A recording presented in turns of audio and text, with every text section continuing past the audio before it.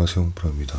산업안전지도사 2차 화공안전 관련해가지고 교재에 잘못된 부분이 좀 있어서 정정을 하려고 이렇게 좀 영상을 준비를 해봤습니다. 그리고 이제 교재 중에 기존에 작성된 답보다 더 좋은 답이 있어가지고 그 부분도 같이 업데이트를 하려고 합니다. 일단 좀 불편함을 드려서 좀 죄송함을 먼저 좀 말씀을 드리겠습니다. 그리고 최대 안전 틈새 관련된 부분은 조금 더 디테일하게 설명을 드리면 좋을 것 같아가지고 그 부분은 좀 추가로 설명을 드리도록 하겠습니다. 일단 제 기존 교재에서 좀 크게 잘못된 부분들은 세 가지 정도 있는데요. 21년 기출문제 7번, 그리고 2019년 기출문제 7번, 그리고 2016년 기출문제 8번 이렇게 세 가지가 있습니다. 그래서 이 부분은 좀 영상을 보시는 분들이 추가적으로 좀 잘못된 부분을 정정할 수 있도록 했으면 좋겠습니다. 그리고 이거 제가 크몽 메시지 창을 통해 가지고 계속 커뮤니케이션을 하고 있거든요. 기존에 업데이트했던 부분들도 크몽 메시지 창을 통해서 전달을 드렸으니까요. 이번 업데이트 되는 부분도 크몽 메시지 창을 통해서 일단 전달을 드릴 예정이고요. 만약에 못 받은 분들 있으면 좀 연락을 먼저 주셔도 좋을 것 같습니다. 일단 첫 번째로 좀 업데이트가 필요한 부분은 21년 7번 문제입니다. 산업안전보건 기준에 관한 규칙상 화학설비 및 특수설비에 관하여 다음 물음에 답하시오 이 문제인데요. 그 중에 이제 1번이 화학설비의 종류 6가지만 쓰라고 돼 있거든요. 근데 이게 정확하게 산업안전보건 기준에 관한 규칙 별표 7번의 문제예요. 근데 여기서 좀 잘못된 부분이 뭐냐면 제가 8번에 결종조, 유동탑, 탑슬기, 건조기 등 분체화학 물질 이송 또는 압축설비 이런 식으로 뭔가 이제 두 가지를 합쳐서 놨거든요. 근데 이제 규칙의 별표상에 어떻게 돼 있냐면 결종조, 유동탑, 탈습기, 건조기 등 분체화학 물질 분리장치 그리고 이제 펌프류, 압축기 등 화학물질 이송 또는 압축설비 이런 식으로 좀 나눠져 있거든요. 그래서 이 부분은 좀 나누는 게 좋을 것 같습니다.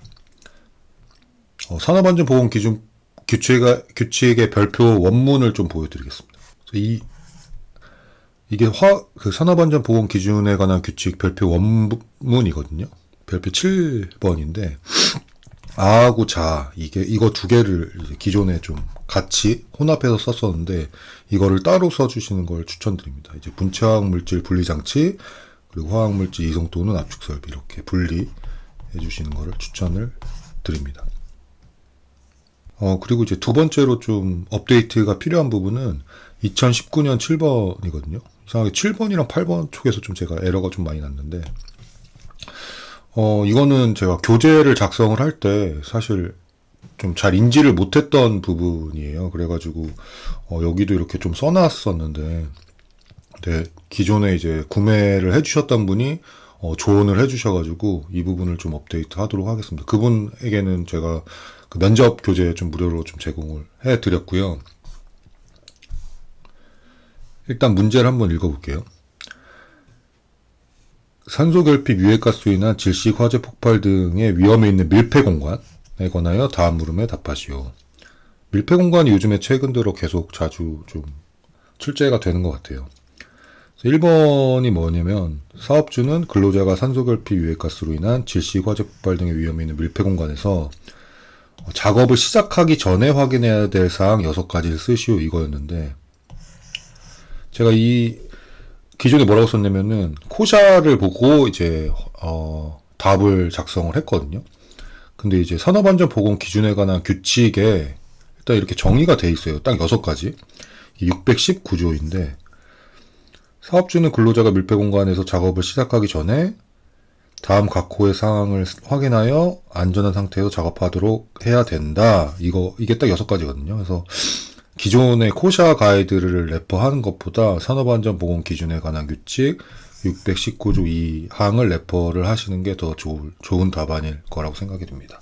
일단 산업안전보건법, 산업안전보건 기준에 관한 규칙에 있는 내용은 최대한 그거를 먼저 쓰시고 그 내용이 없을 때는 이제 코샤 가이드를 참조하시는 게 좋거든요. 이제 순서상. 그래서 이 문제 같은 경우에는 619조의 2항을 참조하시는 것을 추천을 드리겠습니다. 그리고 그 7-2번 같은 경우에도 좀 수정할 사항이 있는데요. 7-2번 같은 경우에 제가 이 코샤 가이드의 산소 및 유해가스별 기준 농도를 했는데 이 미만 이상을 제가 잘못 썼었어요. 그래서 예를 들면은 산소 농도가 18% 미만이거나 23.5% 이상일 경우에 밀폐 공간이거든요. 그리고 탄산가스 농도가 1.5% 이상인 경우, 그리고 일산화탄소 농도가 30ppm 이상인 경우, 황화수도 농도가 10ppm 이상인 경우가 이제 밀폐 공간의 종류 중 하나라고 보시면 됩니다. 이제 기준 농도를 넘어가는 걸 써야 되는데 제가 미만 이상을 좀 잘못 썼고, 산업안전보건 기준에 관한 규칙 618조에 적정 공기의 정의가 있거든요. 그래서 이 적정 공기라고 물어볼 수도 있을 것 같아가지고 추후에는 이 부분도 좀 확인을 해주시면 좋습니다. 적정 공기를 한번 같이 보시죠. 똑같은 내용이긴 한데, 적정 공기란 산소의 농도의 범위가 18% 이상 23.5% 미만, 그리고 탄산가스 농도 1.5% 미만, 일산화탄소 농도 30ppm 미만, 황화수소 H2S 농도 10ppm 미만인 수준의 공기를 말한다. 이게 적정 공기거든요. 그래서 이거를 좀 주의하셔가지고 작성을 하시는 것을 추천을 드립니다.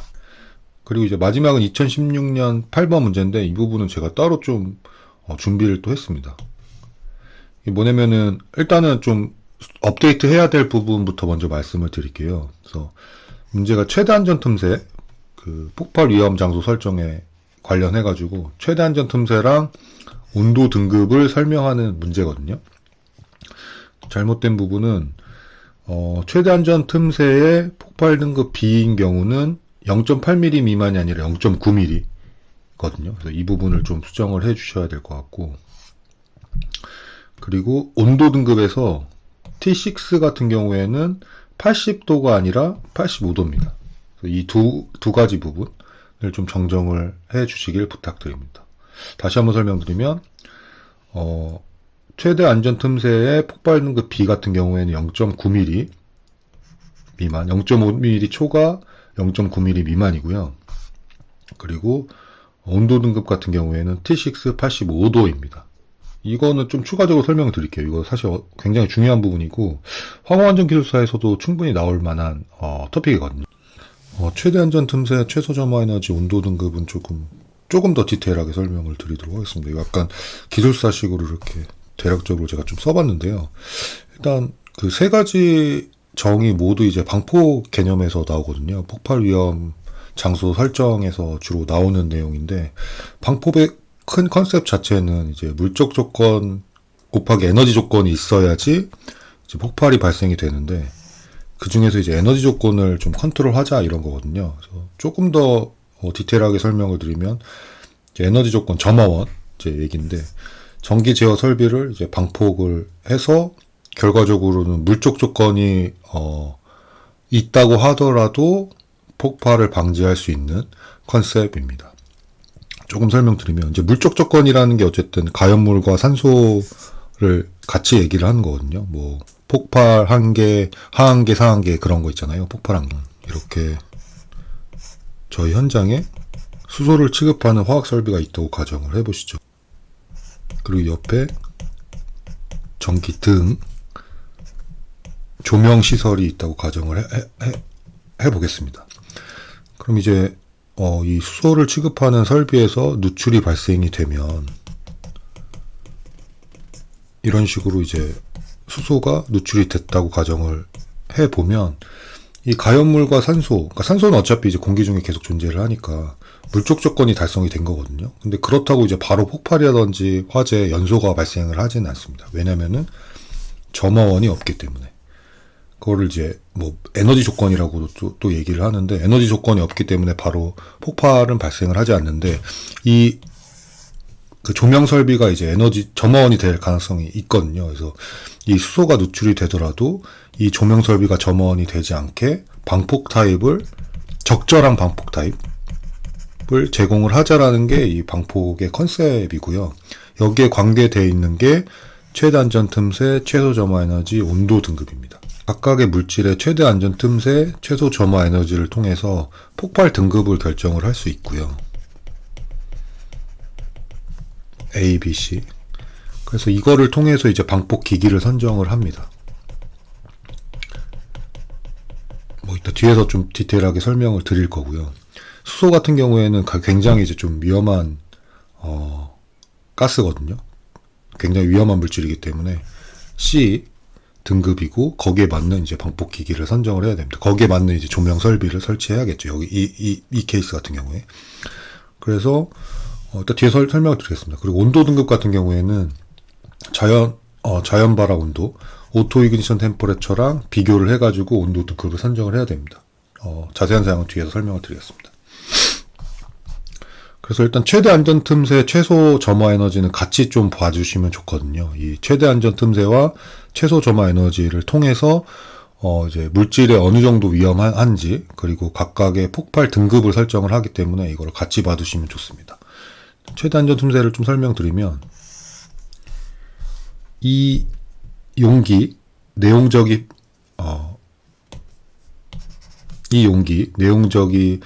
8리터, 그리고 이제 틈새 길이라고 하거든요, 이걸. 틈새 길이가 25mm인 표준 용기 안에서, 여기서 이제, 가스라든지 폭발이 발생을 합니다. 그럼 이제 화염이 이렇게, 전달이 되겠죠. 이 화염이 전달이 돼서, 예를 들면은, 하이드로젠 같은 경우가 있을 경우에, 여기에, 추가적으로 점화가 되지 않는 최대 값을 최대 안전 틈새라고 합니다. Maximum Experimental Safety Cap 이렇게 얘기를 하고, 그거를 이제 동일하게 화염 일주 한계라고도 합니다.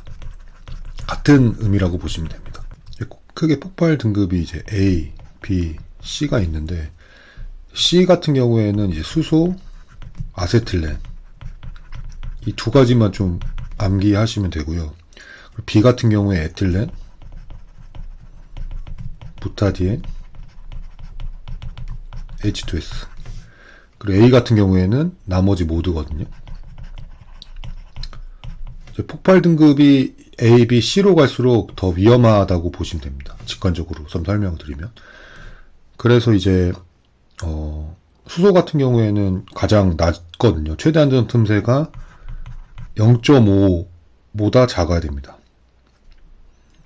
0.5를 넘어가 버리면은 이제 점화원의 역할을 할 수 있는 거죠. 그래서 이 틈새 길이가 좁아도 수소 같은 경우에는 점화를 할 수 있습니다. 그래서 이게 가장 수소나 아세틸렌 같은 경우에.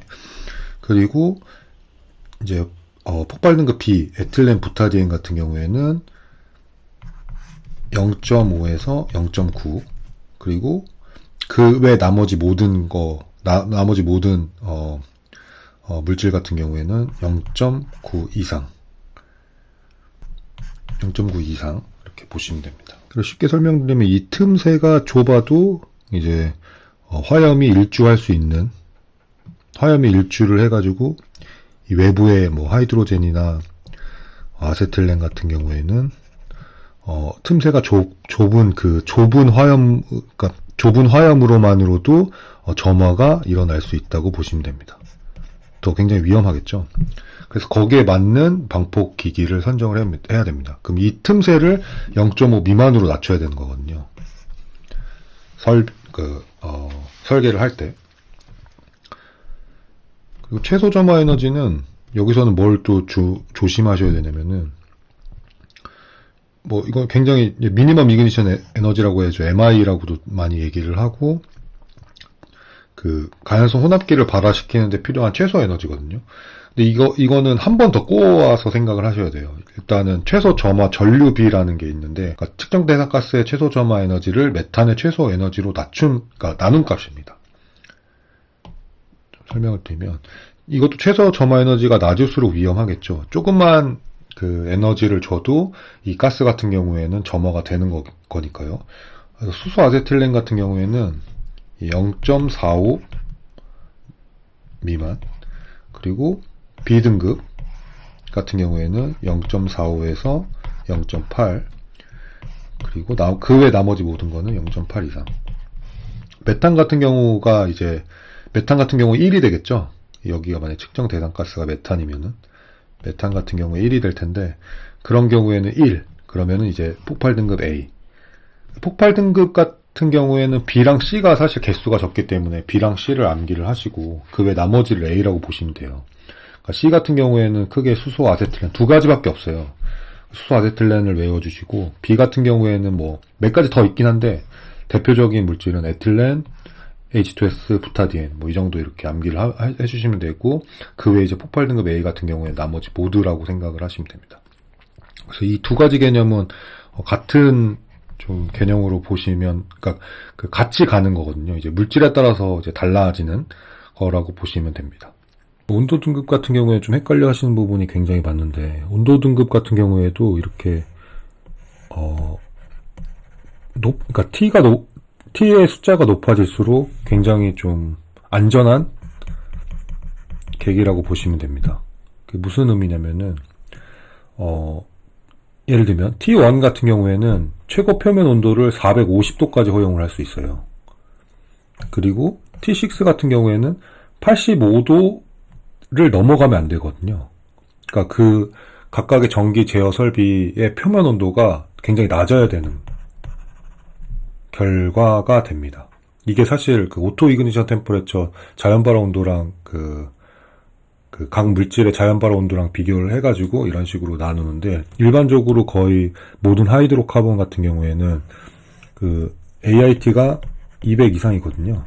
그래서 사실 T3 정도의 전기 제어 설비를 하이드로카본 취급하는 현장에서는 T3 정도면 충분히 하는데, 이제 스페셜 케미컬이라든지 다른 이제 화학 물질 같은 경우에 취급하시는 경우에는 뭐 T4, T5, T6 이런 식으로 좀 설치를 구매를 하셔야 됩니다.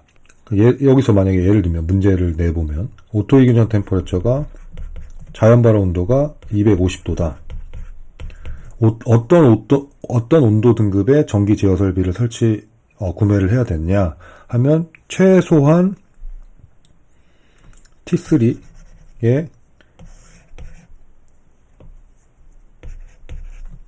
전기 제어 설비를 구매를 해야 됩니다. 왜냐하면 AIT가 250도 이상까지, AIT가 250도라는 거는 최고 표면 온도가 250도 이상 올라가면 안 되거든요. 그래서 예를 들면 T2를 구매를 할 경우에는 최고 표면 온도가 300도까지 올라갈 수 있기 때문에 이거는 구매를 못하고, 최소한 T3를 구매를 해야지 그 AIT보다 낮은 이제 표면 온도의 전기 제어 설비를 구매를 할 수 있는 거라고 보시면 됩니다. 오늘 이렇게 좀 제가 교재에서 업데이트 해야 될 부분에 대해서 좀 다뤄봤는데 어떻게 좀 도움이 되셨는지 모르겠습니다.